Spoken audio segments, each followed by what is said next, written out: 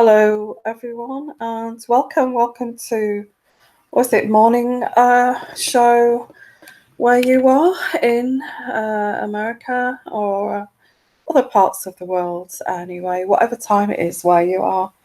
It's afternoon here, it's about 5:15, and I have come on a little bit earlier than I normally would. So, well, normally kind of booked the slot there, and I've just come on a bit earlier because to wait for people to come here as well. So hope you're all well and welcome.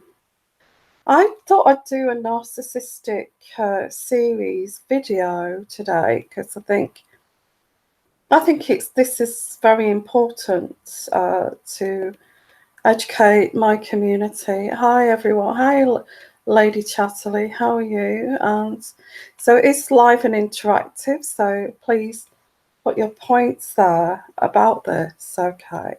Anybody who suffered from narcissistic abuse will know. Well, I can start with, and I know this is about love bombing, but I can start a bit with my story. Why not? I'm not going to be scared to speak out anymore. I'm not going to do that anymore. So let me start with a little bit of my story. Well, at the time I was single, obviously, and I was building up my life. Well, I've gone through it twice, but this is the last one. Okay. I was building up my life. I'd got a nice car, a nice place. My career, I think I was starting a business too, and my career also, I had a decent career in nursing. And I was, a lot of my friends at the time were all kind of achievers. They were all achievers. And, they'd all got nursing degrees or doctorates or that kind of thing. Because I was interested in certain things, I was attracting people like that, and so I had lots of friends. I'm quite an intelligent person. I can sit there and hold my own intellectually, and I'm quite deep, so I can actually have these deep conversations and look into the nooks and crannies of psychologically, philosophically of situations. But anyway, I was walking around, getting along with my life. I was dating. I dated some, I'm not narcissistic, but I dated some, quite people who'd achieved. That I think those ones wanted to take it slowly.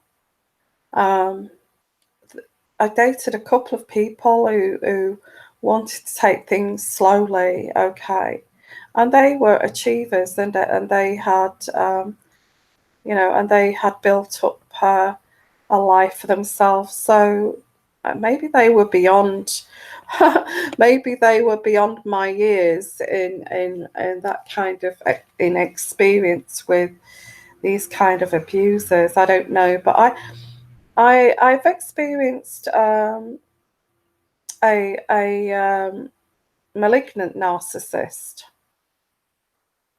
an overt narcissist, but not a covert narcissist. This one was a covert narcissist, and I did not see this person coming at all. Okay. Now, like I said, I was getting along with my life, quite confident,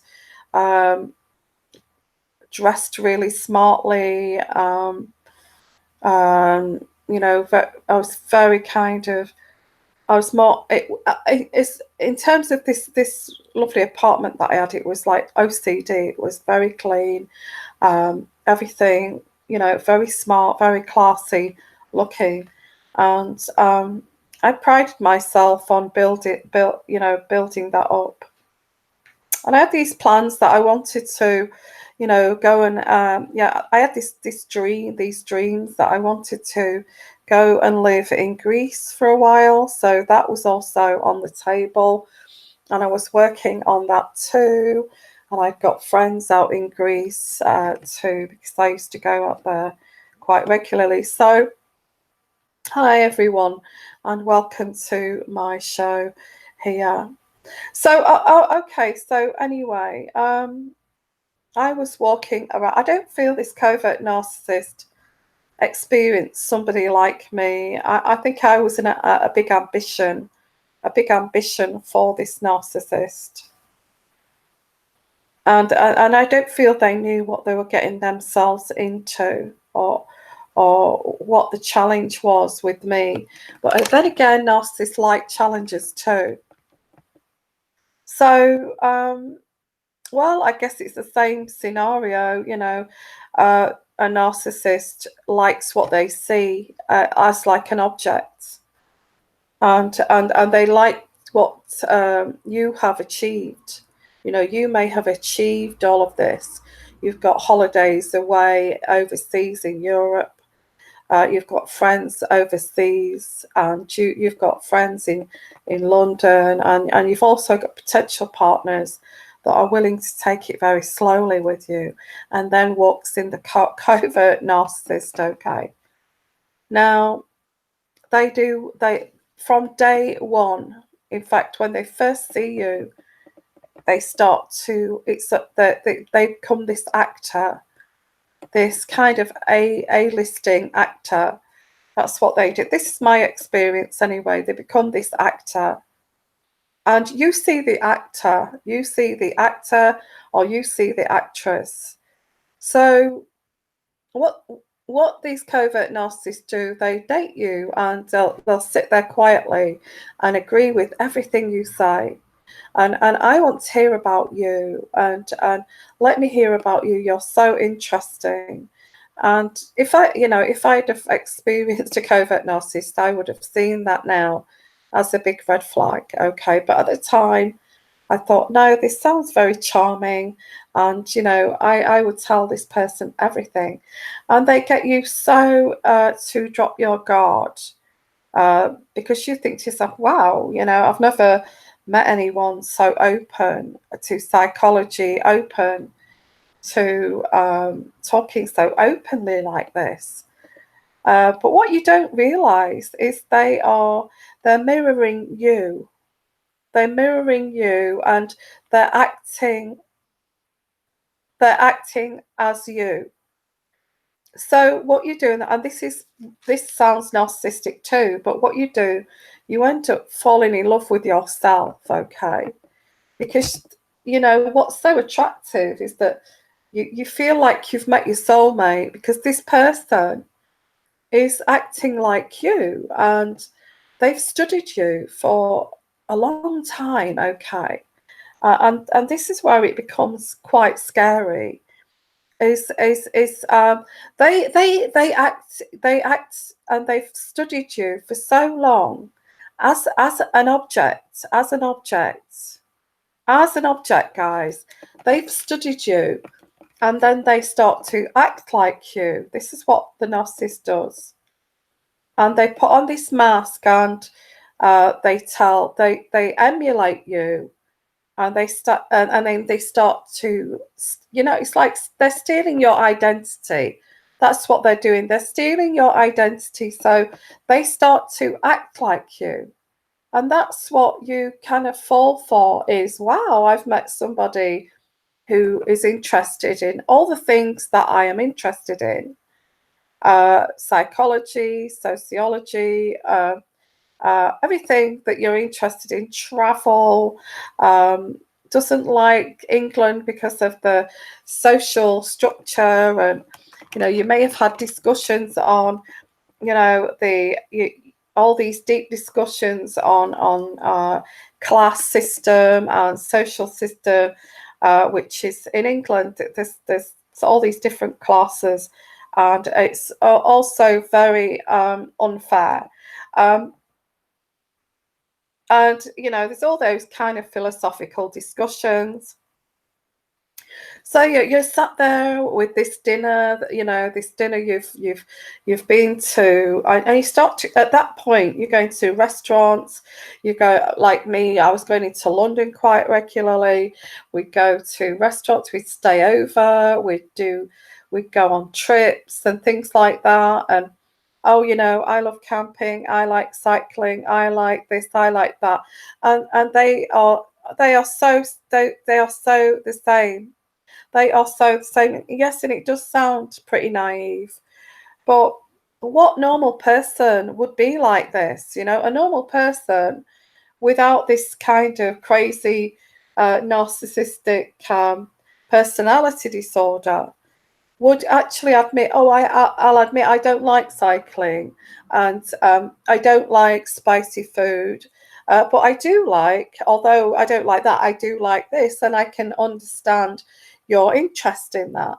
So they do, yeah, that they do discuss that. A normal person would say that, but a covert narcissist does not. They stay silent for a while, observe you, and then they start to um, emulate everything that you do, and that's just starting to take, steal your identity, which is normal people don't do that, guys.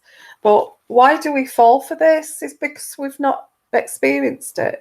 And I honestly, I did used to speak up about it. So how come you like everything that I like? I find that's what are the percentages of that ever happening?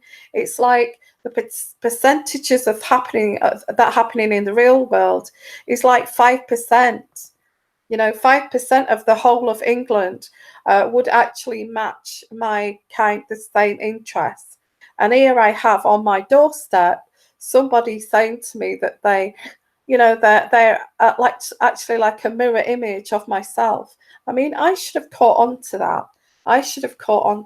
That this is not, I wasn't savvy enough, and I should have caught on to that's impossible. Here we go again. You like everything that I like. You like to do everything that I like to do. The reason why they do that, and they act that they're a brilliant actor and they mirror, is because they don't have an identity. They don't have an inner self, and that's hard to take on board when you have this really, really strong character and really, really strong personality, and you know who you are because you've worked on yourself. And you've worked on yourself. I used to work on myself to get to know, who am I? What makes me this person? To the point of visiting childhood houses that I used to live in, and the feelings that I would get from, and I would go to, I know it sounds a bit creepy, but I'd go to like an area that I was brought up in, or an old school, and I'd walk around and I'd get those feelings back of what has made me this person that I am, and trying to reground myself in my life. What has made me as a person? So I have worked hard on myself. I have, but this is the craziness of this. Here I am, this person who knows who they are, inside and out, okay, and has these very special interests that I know, because it's going back from when I was like 10 years old, why I created this interest, why I became interested in wanting to be, a nurse, a medical person, what got me into that, looking right back, why do I like countryside? Because I used to, back then, I was brought up in the countryside, and I used to go cycling miles and miles in the countryside, So I thought, oh, I get it. I get why I like that, because I used to love to do that as like a child. So all of these things, I kind of I know who I am. I know who I am as a person. I know I've got an identity. I know I've got a personality, okay, from which stems from childhood, and I've worked on myself too. So this person walks into your life knowing that you've got this core identity.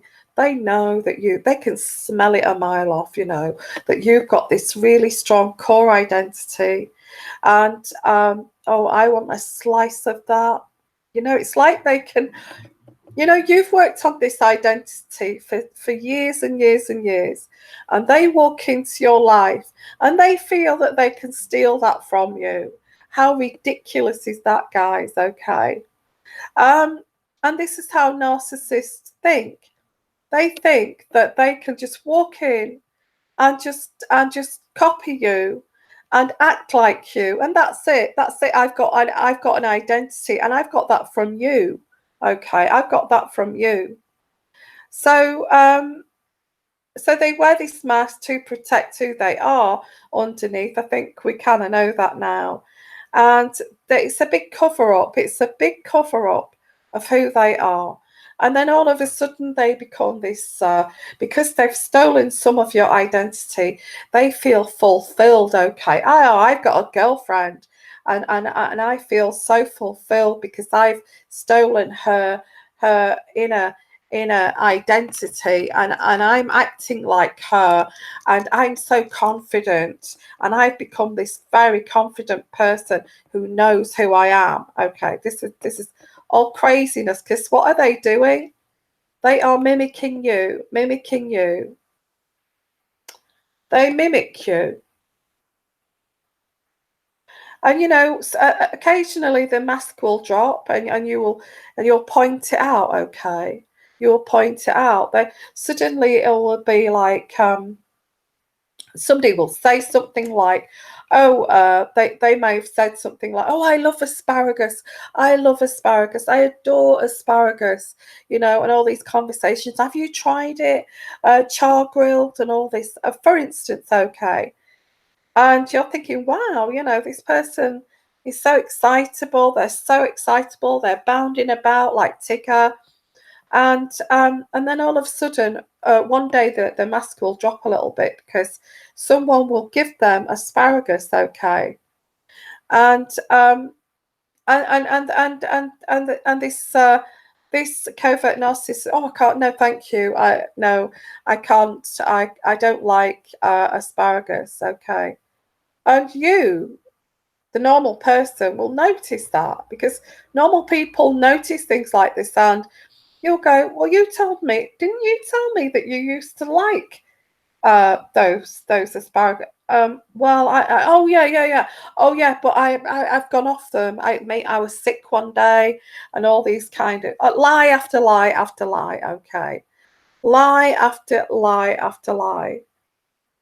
Okay, well, so what do we do about this? Well, what I did, I cottoned on not long about this, because I saw this person struggling sometimes socially. Although I can hold my own pretty well in social situations, sometimes I used to see him struggling in certain situations, which would be so easy for somebody who was, had a normal mentality. A normal person would be easy, I don't know. I can't think, for instance, something like choosing a pump at the petrol gas station, and it's like they will, they won't know which one to choose. Something silly like that, and you're thinking to yourself, "Oh my God," I find this a bit bizarre, because I would find this easy to choose. Now, normal people can point these things out when the mask starts to, and also don't forget they target you. You're an object. You are, to a narcissist, you are an object to serve them, to make them feel stronger. What they want from you, they always want something from you. Okay. In my case, it was they wanted to be like me. They wanted to my independent thought, my my strength that I created over the years, my identity that I created since childhood, they wanted that. They wanted that. And they wanted to take that from me. And they wanted me to deflect that, deflect that onto them so that they could be like me. That's what they wanted. That's what they want, narcissists. They're always around people that will make them look better. Okay. Yeah, this is what they are. And I know that sounds wicked, but at the time when you're trying to work this out as a normal person, they chose you because you was a good target. Because you believed all that bullshit when they were saying, "Oh, I love curry. Oh, I love meat. I love meat. I love. Oh, I love being a vegetarian. Oh, and I love to go to, travel around Europe. And oh, I love to do this." And and you're kind of taking it in, thinking, "Wow, I found that 5% of the population that's on the same page as me," because everybody's looking for that, guys, aren't they? Everybody's looking for that person that hardly exists that's on the same page as you. Of course you are. So, but somebody, you see, he chose the wrong target. You chose the wrong target. And this is what happens when they realize that you're not going to be manipulated. When you've got this big, metal armorage around you and these big metal boundaries around you that they cannot penetrate. They cannot penetrate. Why? Because you're a strong character. And they did not see that, okay? So they did not see your armory. And you didn't see, you didn't see the red flags that this person was just telling you a load of BS, okay? So what we've got here is this huge metal boundary that they cannot penetrate, and then they're bouncing off it. They're trying to then start to manipulate you here to see how good you are as a target, to see how much BS you will take. So they start to test you, okay? And it's not about love. It's not about love. This is about an exchange, okay? It's an exchange. It's like a contract with a covert narcissist. It's like a contract. There's no love there. If you can give me this, I will give you this back. That's what it is. That's all it is. You're gaslighting, manipulating by psychological and trying to psychologically trauma you. Okay. Now, this is what he used to try to do with me. He'd say to me, because I'd come from a failed marriage, okay, many of us have, and oh, I know that you have this abandonment issues, and he's trying to dig for, he's trying to dig, okay, trying to dig deep to find out what my vulnerabilities are. Oh, I know that you had abandonment issues, and then that didn't work. Okay, that bounced off.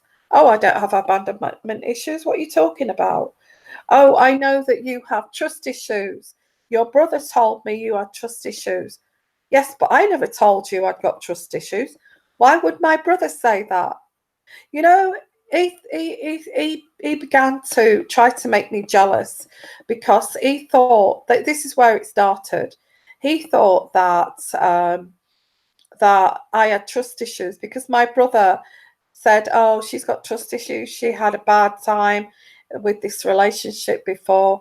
That's why." And yeah, families say things like that because families see this. They're genuine and they see that, oh, you went through that horrible time with the marriage and the ex. Of course, you're going to have trust issues, but we'll help you with that, yeah?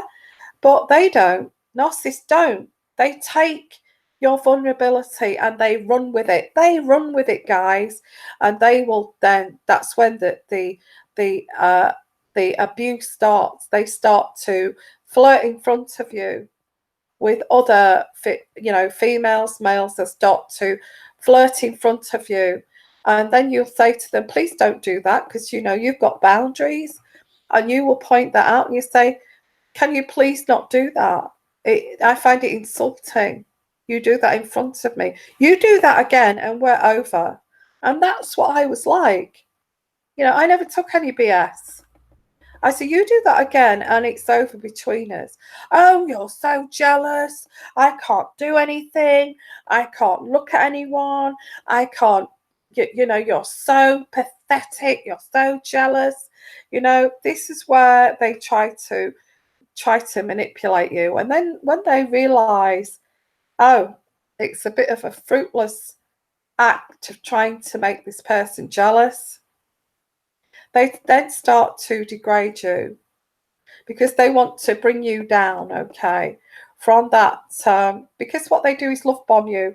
Yeah, because the title of this is elevating you to this huge kind of height by copying you, by the sex is fantastic, and all of this, and everything. They agree with you. They make you the center of their world, okay? They make you the center of their world, and they adore you, they worship you, they agree with everything that you say. This is the love bombing, okay? And then you start to drop your guard, and then you start to tell them all of your vulnerabilities. This is what you do in a normal relationship. A relationship is letting the other person know into your soul, okay? Letting the other person into your soul, because so you can become intimate, so you can be close, so you can be bonded, so you can have somebody that you're close with, which is so beautiful. But that natural course of a relationship, the narcissist takes that and uses it and then starts to manipulate you. So when you're starting to tell the narcissist everything about you, you know, oh, I had a miscarriage, it was terrible, or maybe not me personally, but oh, I had a stillborn, I you know, I lost all of my confidence after that, it destroyed me, and you're explaining all of this, okay? Well, what they're doing, they're banking all of this in the back of their head. And this is part of the love bombing stage, where you drop your guard. This person is perfect. They are my soulmate. You know, I love this person. So you start to tell this person all of your secrets. And this is where this narcissist is evil, okay, because they will bank this and they will use this vulnerability to destroy you, okay, to destroy you, to break you, they don't do it to get closer to you, to be intimate with you, to forge this bond between you. They do it to destroy you, to break your soul, to break your mind, so you cannot go, so you lose who you are, so you lose your strength, so you lose your self-confidence. Yes, they do. They look for weaknesses, and what they do, when they find those weaknesses, they start to play with your mind. And do you know why they start to play with your mind? Because they, you know, mental abuse, this is what this is called, okay? Mental abuse is far worse and more crippling than physical abuse. Physical abuse, you can fix the bruises, they can heal, black eyes can heal, broken legs and broken arms can heal. But when somebody breaks your mind and breaks your spirit, that's very difficult to heal. And that's what narcissists do. If they're more psychologically abusive, because, you know, they don't want anybody to see the bruises. And they look for your weaknesses. If you suffer from a mental breakdown at any point, okay. If you suffer from a mental breakdown at any point in your life and you was hospitalized in a mental hospital, they will use that to destroy you. Okay. Okay, yeah, I'm getting to this because I've had a lot of you say, how do we stop this? Well, I was quite a strong character and I never stopped it, guys. I never stopped it. I allowed this in. I allowed this in. And what they do when you allow it in is they start to, and that's where you can step back. Once you realize that you're with a narcissist, and the narcissist will realize that they cannot manipulate you and they cannot destroy you because you're too strong. Okay. They will immediately they will start to devalue you. They have to break you no matter what. Now you have become a challenge, okay? You're too strong to break, but now you're a challenger, okay? Now they're going to break you. Now they're going to really break you. So they will start the devaluation, but twice as much as they would anybody else. 3 times as much as that other target they had 2 years ago. They will try to break your spirit, guys. They want to break your spirit and leave you in the gutter as a nobody. Why? Because they want to take your identity. They hate you. In all honesty, they hate you.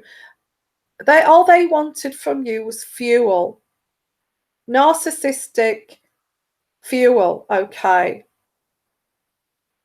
When they met you, they were running on empty. They were running on empty. There was empty shells when they met you. Oh, quick! I found my new victim here. My new fuel tank. Okay. Oh, quick! I better get this person.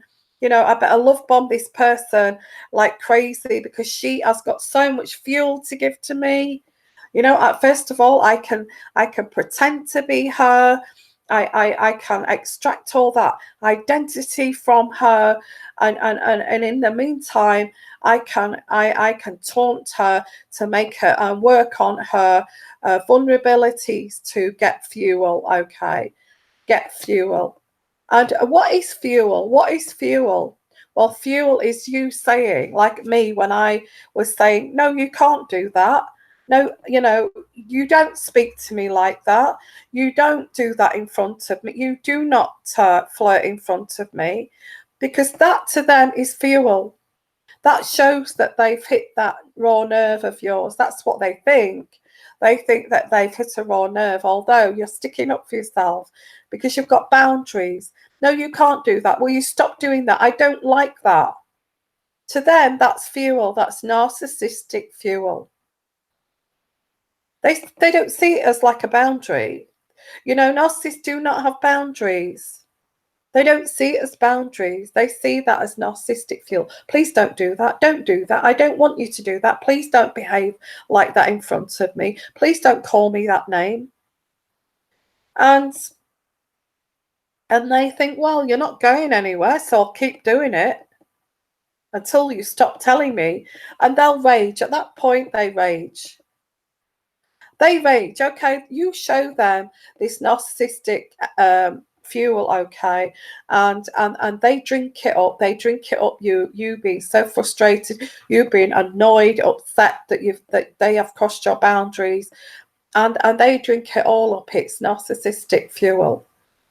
And they're empty shells, don't forget. So any fuel will do to fill them up.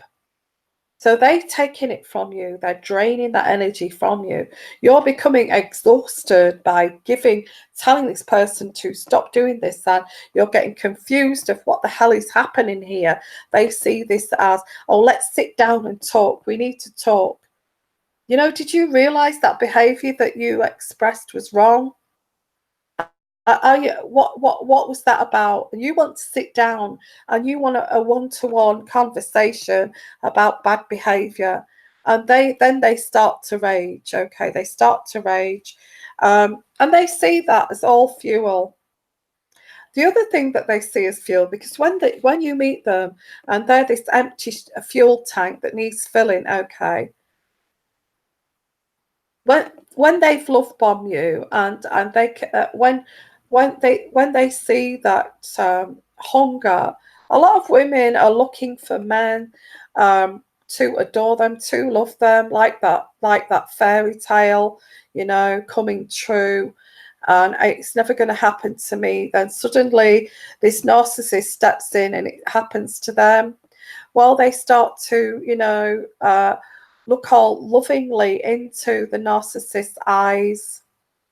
Then, the narcissist knows this. The narcissist knows this. The narcissist knows they create this infatuation within you, on them, and that's what they like. That infatuation, they love that infatuation stage.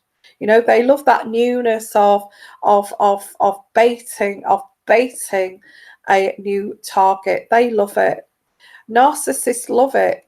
That shiny new thing, and baiting somebody and getting them to be infatuated and addicted to them. That is another source of narcissistic supply. Okay, it fuels that tank. So it's there's lots of things here that are fueling that empty tank of theirs. Okay, and they keep consuming and consuming and consuming. How do they consume? Well, what they do is they behave wrongly, and they start to act on your vulnerabilities, and and your sensitivities. They know that that's a button that's going to trigger you, and that button, if they press that button, it will trigger you, and that trigger will give them narcissistic supply. That's why they do it. Now, and if you're anything like me, you kind of start to get on the computer to find out what the hell is this person doing, and it's like then they start to degrade you, you know oh, you're too fat. You expect me to make love to you? You're absolutely gross. Look at you. And you're not they just try to bring you down. Okay, they have to bring you down. They will cheat on you, and in their head, while they're cheating on you, they're thinking, oh, well, I'm love bombing my new target, and I'm having sex with this new target, while my other supply is being heartbroken because I'm having an affair. But she doesn't know about this, because I've got one over on her. I've got one-upmanship here, and I'm doing this behind her back. And when I go back tomorrow, she won't know about this, and I can go back and love bomb her. And then the other one here can be heartbroken because I'm not texting that person back after we've had sex together. They're evil, guys. They're evil. They're evil bastards. Sorry, they are. And they're constantly running out of that fuel. They're constantly looking to top it up, that fuel. Okay, so they're on the lookout for new supply all of the time, guys, all of the time. And you're thinking you're the only one. They probably got 4 or 5 going, 4 or 5. What should I say? How should I explain that? 4 or 5 docking stations. When you dock, I don't know, when you dock your phone to be charged up, they have, or if you think about a spaceship that has to dock to refuel and stuff like that, well, they have got around 6 or 7 docking stations where they're refueling. Is that a good analogy? I think it is, isn't it? They have got about 6 or 7 docking stations to refuel. So when they refuel from your docking station, they'll leave you for like a couple of days while they go and dock on another docking station to gain fuel from that person. And it's like a cycle. They go from one to the other to the other. And they don't say outright, oh, I've got a harem. I've got a harem of people that I actually gain supply of and validate myself from. They would never say that. They keep it all secret, but they will triangulate. They will say, oh, you know that Angela that I know, you know that Angela, do you know from work? Well, isn't she amazingly attractive? I thought she had a great body, and what do you think? And they tell you about their new supply blatantly, and they reframe it like this new supply is just a casual acquaintance, or a casual acquaintance as like somebody at a shop. You know, they may say, you know, the lady at the shop there. Well, isn't she so friendly? She has such a maternal kind of energy around her, and they'll talk about them for far too long. Okay, and they do it purposely to triangulate you with the other docking stations, guys. These are other docking stations, and they will let you know. They will let you know about if they've got like three of these docking stations, then it'll be three women that they talk about regular. And they reframe it as like a friend. Oh, she's like a sister. Oh, she's just a friend. Oh, she's just a close friend. Oh, she's married. But that doesn't matter. You know, being married is no boundary to a narcissist. So this is what love bombing is, guys. Love bombing, and they create this trauma bond. They create this trauma bond. When they go to the other docking station for fuel, you are wondering, where the hell are they? They've not called me for a couple of days. And they create this like trauma bond. Then they come back round to you and dock with you and say, oh, I love you. What are you talking about? I adore you. You know, oh, I've missed you so much. And you know, would I travel all this way to see you if I didn't love you? Would I actually, you know, do all these things that I do for you if I didn't care for you? That's what they say. And all along, they've got 4 or 5 different docking stations. I don't think it's anyone's fault, guys, apart from the narcissist, okay? It's none of these docking stations' fault because they don't know about you.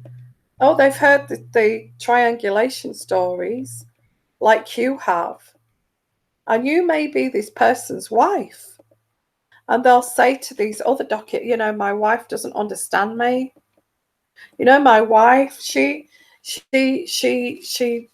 gets me running around doing all these different jobs for her because she's a lazy fat cow.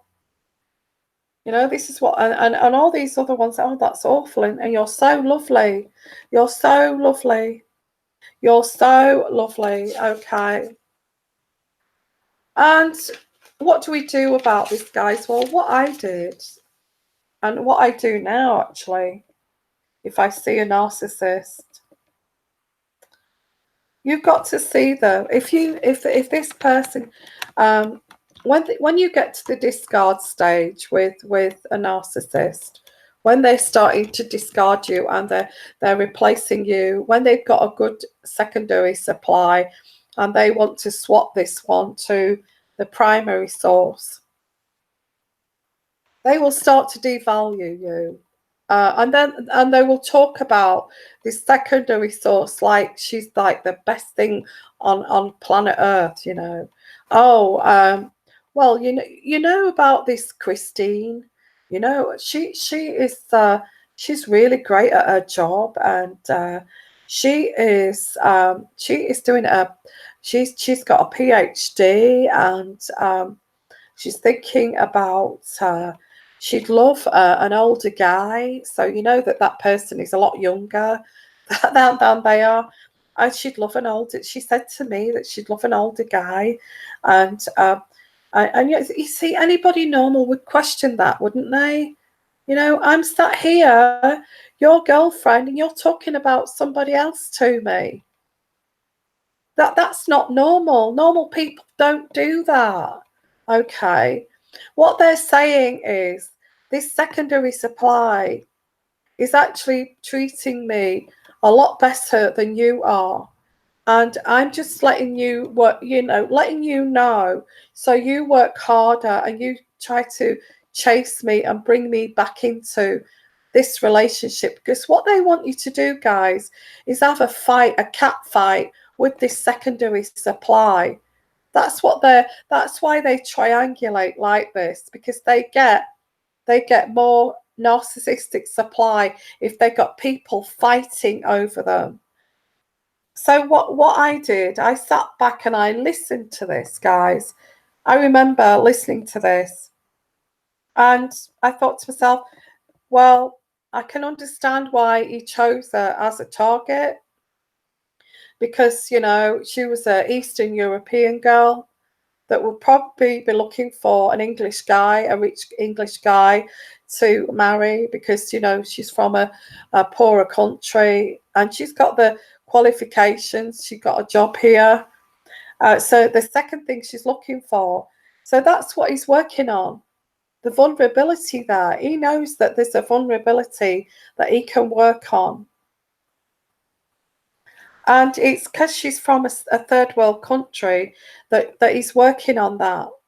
He's working on the fact that this woman would actually be looking for, doesn't mind, how old this guy is. It doesn't bother her as long as she gets an English guy who's got money. And that's what he was working on with her. And that's why he was getting narcissistic supply. And I sat back and I listened to these pathetic stories. And I saw it in the end.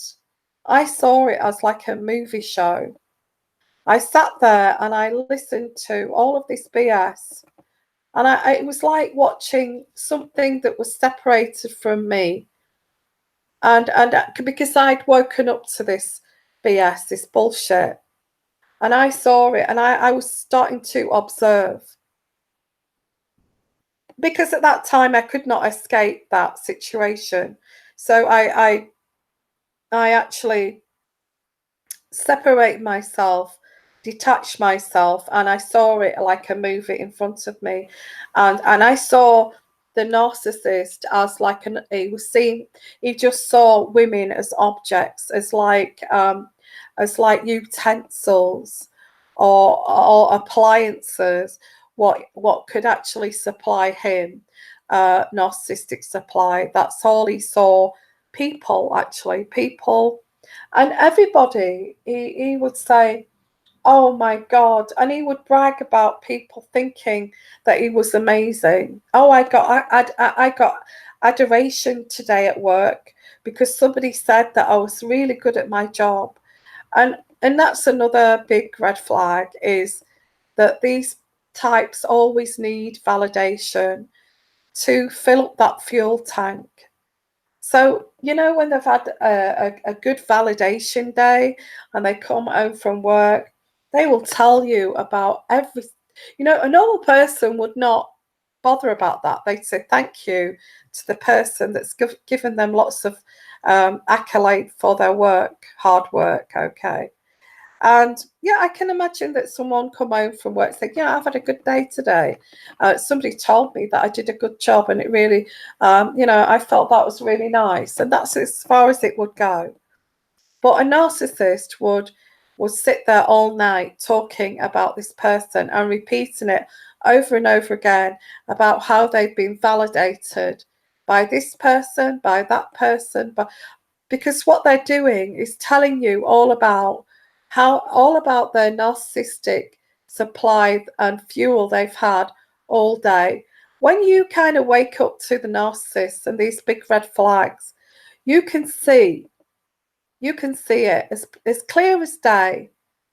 You know, you saying to yourself in your head, a normal person would not do that. A normal person would not kind of stand there as if they were like a god and telling at you every detail of how they've been validated that day. And you know, you start to say to yourself, a normal person would not do that, you know. So yeah, the love bombing stage is a big red flag. Okay, because what they're doing, guys, is just getting you know, setting you up for narcissistic supply and narcissistic abuse. And like me, I woke up to it far too quick, and he had to kind of discard me pretty quickly because they cannot be found out, guys. And I could go on about this because it's like, you know, the good news is when you recognize that this is all acting, that this person is acting, they are acting, guys. Because underneath all of that acting, all of that mask of theirs that they put on, like there's some sort of big shot, underneath that is a 6-year-old little boy who's not fully developed. And if you look deeper, if you look at a person, if you look at a narcissist who are acting, you know, who are acting like they're on a show, you can see that little boy underneath that is play acting. Okay, and that's when you wake up to a narcissist. You will see everything that they do as a red flag, as a red flag. Okay, you will see all of this to actually see it as a big red flag.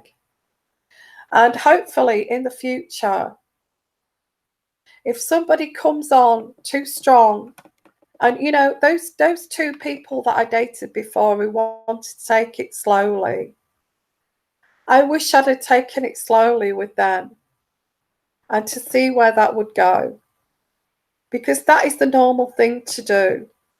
Instead, I fell for this love bombing of somebody who mirrored me, copied me, and was just really showing, you know, was acting like a soulmate, one in a million kind of person that rarely you ever meet. That's what he was doing. I think they know that, guys. I think they know that they know that it's very rare that you meet your soulmate. And that's what they do. They mirror you. They show that they are on your side. They show that that they are on the same page as you. They show you that they are an amazing person, a great guy. That's a big word of theirs. I'm a great guy.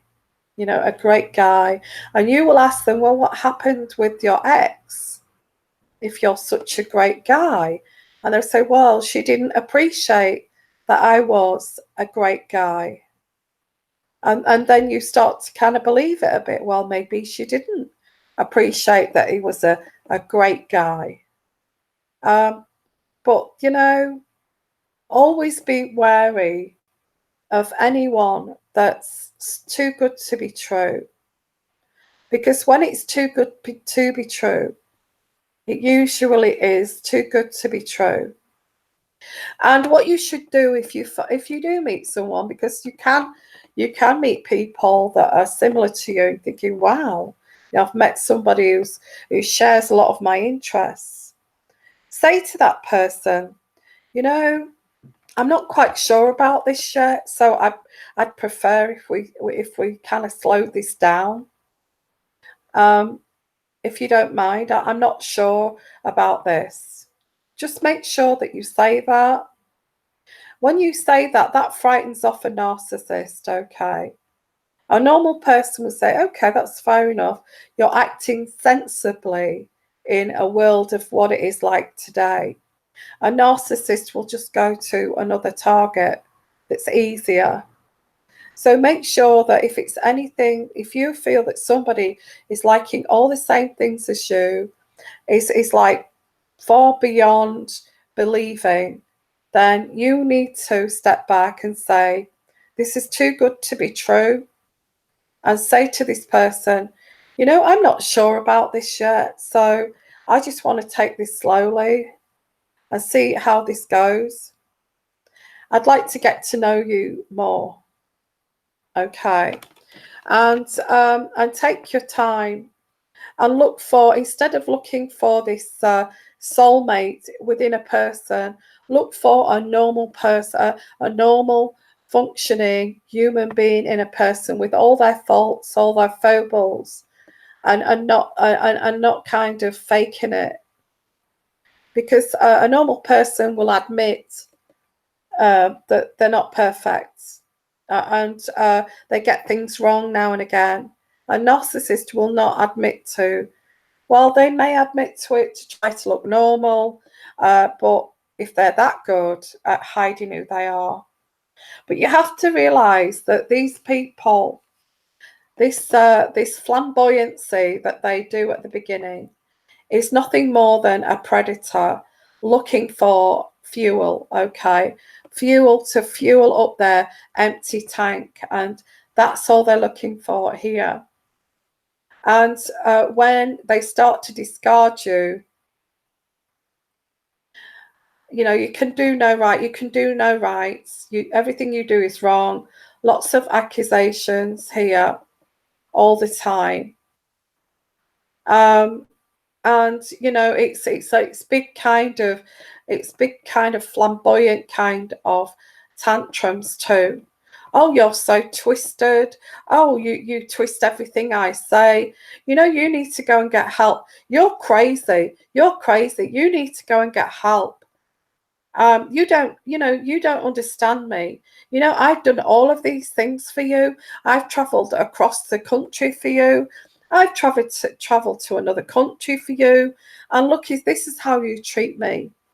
You're crazy. You're crazy. And in fact, my friends, I told them about you, and they think that you don't appreciate me. And they've got all their flying monkeys flying everywhere. Their mother, their father, they're all narcissists. They're all toxic, by the way. Not all the family are, but the one that I was dealing with, they were toxic. They believed him, you know, and I didn't say a word, a dicky bird. And all along, you know, you was the empathic one. And all along, they were just looking for a victim, with somebody with a victim mentality. And when they start to devalue you, and I maybe I should do that on another. Thank you so much. Maybe I should do it on another video. But when they start to devalue, you know, that person I said I was at the beginning, when it was I got my own place, got great friends, you know, and I was very confident. I was traveling and all of that kind of thing. I was if I had something to say, I would say it kind of person. And I used to celebrate, and I got to know myself by going back to my past where I grew up and getting to know who I was. So I knew who I was. I knew my personality. I knew my identity before I met this person. When they start to, devalue you, you achieve something. You achieve something at work, or you have this great idea. This person will not celebrate this idea. They will pour cold water all over your ideas. That's another red flag, okay? They pour cold water on anything that's good about you. That's another red flag. So this is why I say you need to distance yourself. And you know, this person is acting, and over time they will expose themselves to you without the mask, and that is not a very nice thing to see, to be honest with you. Okay, so that's my take on love bombing, guys. Okay, and all it is, love bombing, is to set you up as like a docking station to refuel their tanks, okay, which are empty. And sometimes they've maybe got 6 or 7 of these docking stations, which they triangulate you with. Okay, so I'm going to say thank you so much, guys, for being here. Anybody that follows my narcissistic series, it's to help heal you guys and to help you on your journey. Okay, so if you've got your own story, please put it in the description box at the bottom. If you got your own story about love bombing, I'm sure you have, that you can share and help each other heal. In the description box, okay, tell me your story and tell others your story. Would like to know. Okay, so I'm saying to you guys, thank you for being here and have a great day. And I hope that you found that helpful and healing. Okay, and bye for now. Bye-bye.